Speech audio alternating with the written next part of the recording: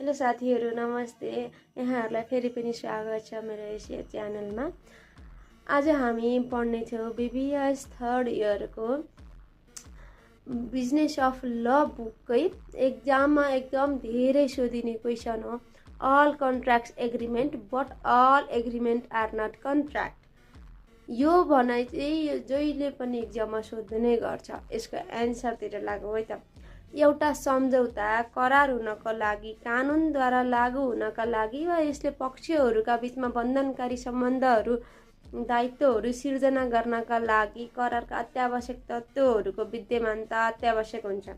त्यसैले जुन सम्झौतामा उल्लेखित तत्त्वहरू छन् ती करारहरू हुन्छन् र जुन सम्झौतामा उल्लेखित तत्त्वहरूमध्ये कुनै एक वा बढी तत्त्वहरू विद्यमान छैनन् ती सम्झौता कदापि करार बन्न सक्दैनन्। त्यसैले सबै करार सम्झौता हुन् तर सबै सम्झौता करार होइनन्। All contracts are agreement but all agreement are not contract. यति कुरा चाहिँ हामी सधैँ बुझ्नुपर्छ।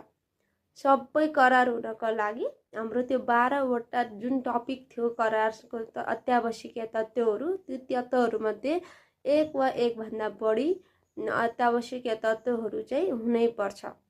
यदि छैन भने त्यसलाई सबै करार सम्झौता हुन् तर सबै सम्झौता करार होइनन् भन्ने बुझिन्छ। नमस्ते, धन्यवाद भिडियो अन्तिमसम्म हेर्नुभएकोमा।